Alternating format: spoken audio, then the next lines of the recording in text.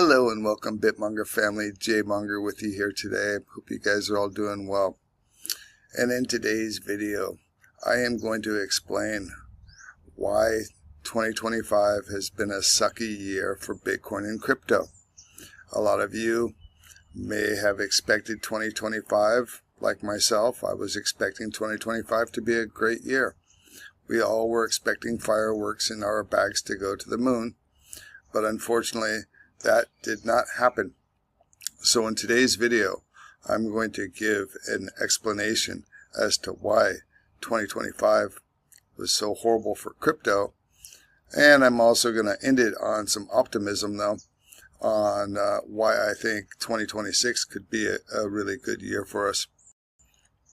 Because I know a lot of people are out there are very confused and don't understand what happened and why Bitcoin has performed so poorly. And here it goes. So let's take a look at what I got. Let me pull this down here, move me up here. So first of all, Bitcoin's lackluster 2025. So this is my thesis. I believe, in some of the data online shows, whales and OGs dumped their Bitcoin. And you might ask yourself, well, why?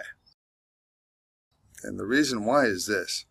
There was new Wall Street demand between the ETFs and these digital asset treasury companies. Okay?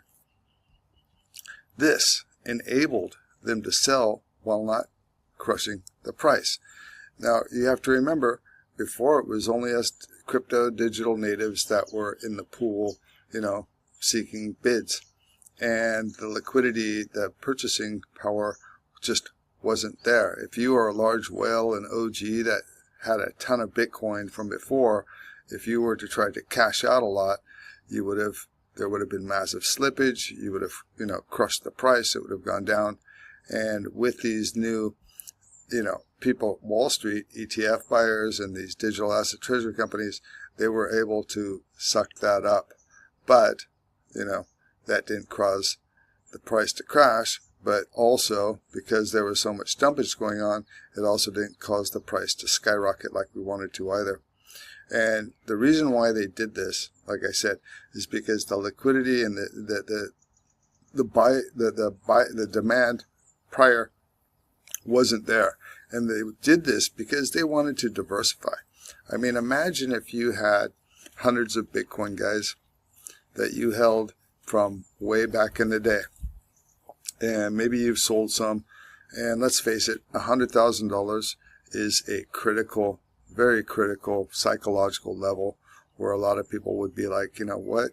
If it ever gets to 100,000, I'm going to offload some. And it makes sense, guys.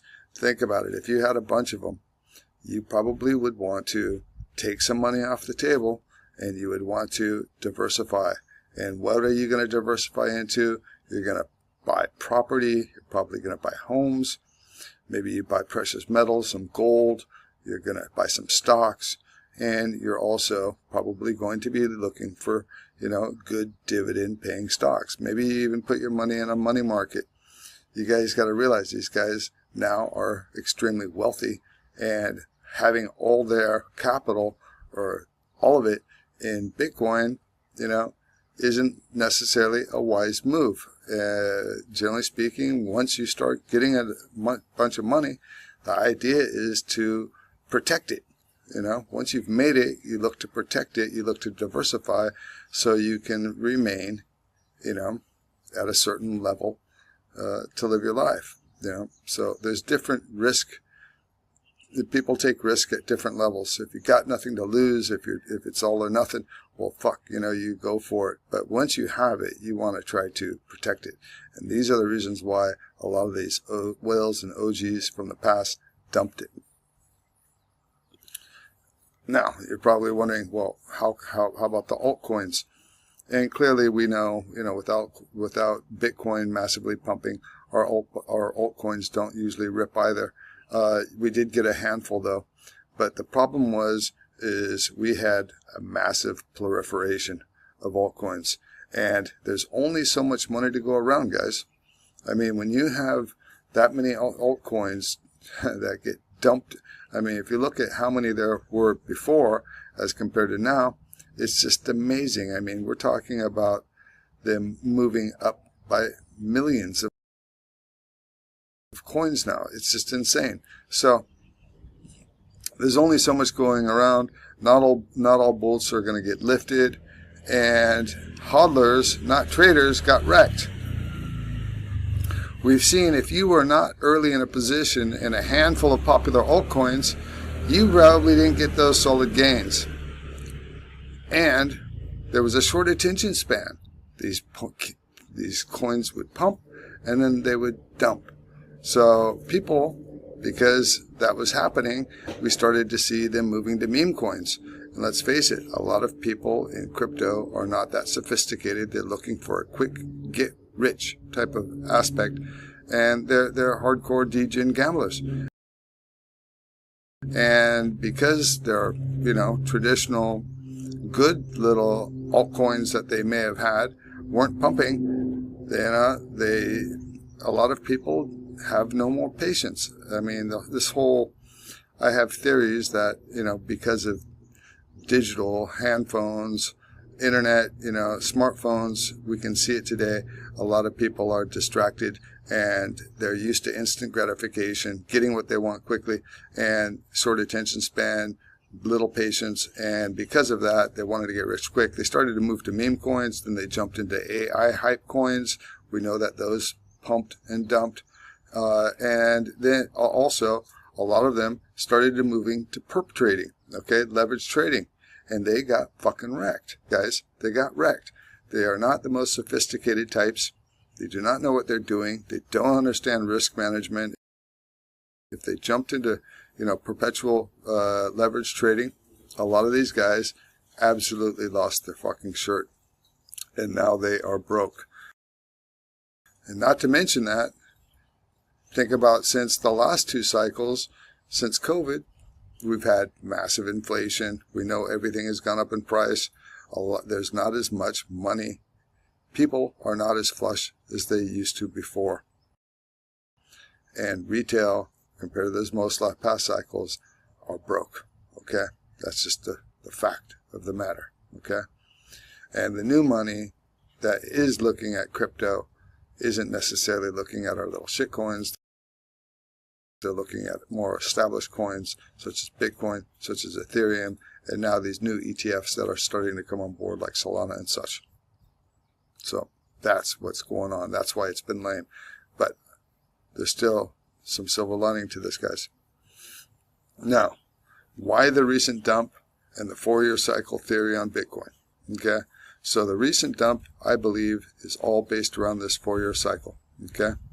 Market makers and whale manipulation. There's still no regulation, guys. There's Wintermute and others, these big traders out there that work in conjunction with these exchanges, and they manipulate the price like hell. We can see Wintermute has been moving money back and forth and absolutely manipulating the prices. Another thing is that the ETF buyers, they ain't true believers, guys. You know, there might be a handful of them, but a lot of them were just told, you know, get a position in Bitcoin, but they don't know what Bitcoin is. They really don't understand it. And honestly, if price starts to dump, they are weak lettuce hands. We saw that on Liberation Day. If Bitcoin was digital gold, if people were true believers in it, they wouldn't have been dumping it like they did on Liberation Day. So I believe that's another issue. Another thing that we had with the traders and crypto natives, we had a massive liquidation event of crypto natives on October 10th with over $19 billion getting liquidated. That is a massive punch in the stomach, and you aren't going to come back from that quickly, okay? That's a huge amount of money. Most of those people were crypto natives that got wiped out, and that is caused a decrease in the bidding of the action. Now, we have a self-fulfilling, irrational 4-year cycle thesis. If we think about the 4-year cycle, it's all based around the halving. And let's face it, most of Bitcoin is on the market already. You know, there's already close to 20 million Bitcoin on the market now. So the halving events are no longer really that important, okay? It's minor compared to what it used to before. So we have that going on, and we have people that have absolutely bought into this thesis. And again, a lot of these people are not that sophisticated, but the whales and the market makers, they certainly know how to manipulate them. And so we have Bitcoin behavior and broken correlations. The first thing that I noted that's been odd about this is, think about it. Bitcoin reached an all-time high prior to its halving event, which it had never done in history. That was already a sign that something was off. We can see it's no longer has a correlation to gold. We've seen gold running up while Bitcoin's lackluster. We've seen stocks absolutely rip. I mean, the S&P 500s outperformed Bitcoin this year. That's insane. And they start going into the AI stocks and Tesla and these other different, Google, whatever. They have absolutely ripped. NVIDIA, they've done extremely well. Well, Bitcoin has just sucked ass, guys. And then we have the M2 money supply. People were always saying that's it. They were correlating it to that. I was in that camp as well. I thought there was a direct correlation, but guess what? We have to face the facts. We've seen that going up, but we haven't seen that go into Bitcoin. But so now, from what everybody is saying, and I'm hoping that this is true, and I'm thinking it might be true, is we are seeking a confirmation on an ISM correlation. That's the business cycle. And currently it's under 50. Look at my video I did the other day. You'll see how it's correlated. And hopefully that happens, okay? So that's the reason why we've had this recent massive dump. And it's all based around manipulation and people panicking and all of these things that I just went over. Although, like I said, I don't believe it is rational, because look at everything else. It's still doing quite well. It's still going up. There's no reason for Bitcoin for this to be happening to it. So it's clearly people believing in something, for one, that's irrational, and whales and market makers taking advantage of these people. Now, if you had sold when I had, you would be able to buy back your Bitcoin at much cheaper prices today than then. So let's look at the last one. So this is my optimism. This is going forward into 2026, guys, and I am optimistic. I do believe that we will get, we got QT that just ended. We got future rate cuts. That's going to enable easier money and liquidity. We got whale dumpage. I think that's going to exhaustion. I think when we do get some more downturn, I think the whales will probably buy back some of the Bitcoin that they sold. We already have some data showing that. Then we have a catch-up trade on Bitcoin. We get to a good risk-reward area. I think people will start coming in. There'll be renewed interest on disclosures by Uber Rich when they come out and they say that they've bought a bunch of Bitcoin. That's going to happen. We got Bank of America and Vanguard. Those two are coming on board. We also have some of the Morgan Stanley and other groups that are now, going to be, suggesting it. Bank of America was, telling their people that they should, allocate, I think it was 1 to 4% into Bitcoin. And then they're also offering other cryptos as well, the Sol ETFs and these other ones. That's looking good. Then we got political. And Q2 going into U.S. midterms in November. I suspect Trump is going to make the economy run hot. They'll push it down. They will be looking for to try to juice the markets to make everybody happy in order to get more Republican votes during the midterms in November. So I suspect starting in Q2, it's going to start really going up, especially when we get that new Fed chair. And I suspect that we will probably have a lackluster January and February, and I am going to be looking for any kind of massive pullbacks for potential entry. So where would I be looking? Okay, so this is my playbook. I'm looking for entries at 80 to 81K, 60 to 70K, and 55 to 56. These are clear points of very strong interest. I would say 74 might be a good area as well, but 80 is, as we know, is good support. 69, 70K is another critical area on the chart, and this is the average buyer price currently. If there is no dump, I want to see Bitcoin get back, break above, and hold 98 to 100K. I'm going to be trading with tight stop losses. I'm going to be hedging with shorts on my hodl bags. I'm staking my sol bags. I'm bullish on Solana ecosystem and DEX plays, and I'm looking for entries on extreme fear. Well, there you have it, guys. I hope you enjoyed it. Monger on.